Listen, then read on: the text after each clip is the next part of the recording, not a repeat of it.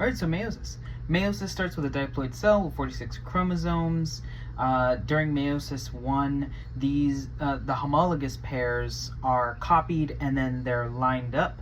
Then each new cell is given one chromosome pair per cell. This creates 2 haploid cells with 23 chromosomes. And then from here, they're in duplicate form. From here, then it undergoes another division in which this time sister chromatids are swapped. So you can see here that this red with a little bit of blue and one of these fully blue ones from this other one came into this one cell, versus this cell has one of the fully red, one of the fully blue in this one, and same goes to here. So this creates 4 haploid cells with 23 chromosomes. In males, this creates 4 sperm cells. In females, technically creates 4 eggs, but only one becomes a functional egg while the other 3 break down. So the textbook had a lot to say about the changes that happen in the ovaries and the uterus. Beginning with the ovaries, the ovaries have some phases in their cycle. The first one is the follicular phase. This is day 1 to day 14. It actually begins with menstruation, where the endometrial lining here, it sheds and goes through, and this causes the bleeding, menstruation.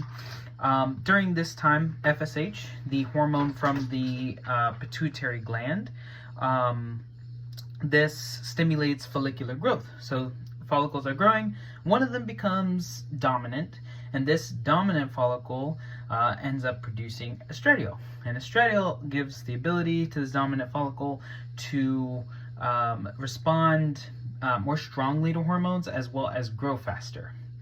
Right before ovulation, estradiol levels spike, and then this spiking of the estradiol stimulates a surge in luteinizing hormone.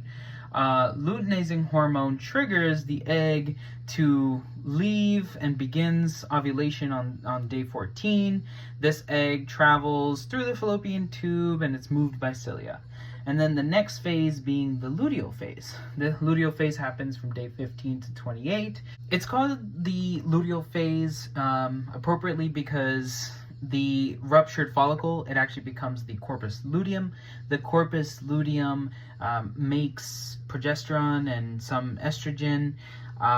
And what this does is it thickens the wall of the uterine lining. And basically gearing the uterus for pregnancy. And if no pregnancy happens, then this causes the corpus luteum to shrink, causes hormone levels to drop, and it causes the endometrial lining to shed, causing menstruation. Meanwhile, the uterus is going through its own changes. It has its own phases. So after menstruation is when the proliferative phase begins. The proliferative phase is when estrogen in the growing follicles helps rebuild the endometrial lining. And by the time that ovulation happens, this endometrial lining is thick and built. This leads to the next phase, which is the secretory phase. The corpus luteum makes progesterone, which then will cause this uterine lining to swell and fill with nutrients. This prepares the uterine lining to be implanted by a embryo. And if no embryo implants on this uterine lining, well, then what happens is that this actually starts the premenstrual phase, where blood flow to the lining is cut off, the tissues die, cramps begin, and pretty much that will start to cause the endometrial lining to shed off, entering the menstrual phase, which is when the blood and the dead tissue then rush out of the vagina, and then the cycle starts again, day 1. All right, so up until this point, I've pretty much only talked about what happens in these cycles without a fertilized egg. But what happens if there is a fertilized egg? If there is a zygote, what ends up happening is in the first 24 hours, it undergoes a process called cleavage. This is just when the zygote itself is dividing through mitosis. By day 3, it becomes a dense ball called a morula as it travels through the fallopian tube. By day 5, it becomes more of a hollow ball called a blastocyst.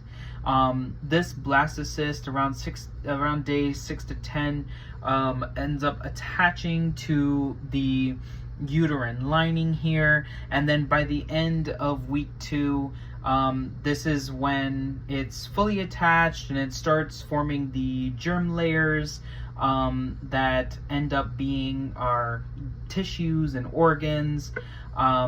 The outer ball of it is actually becomes the placenta, and then the inner part is the embryo.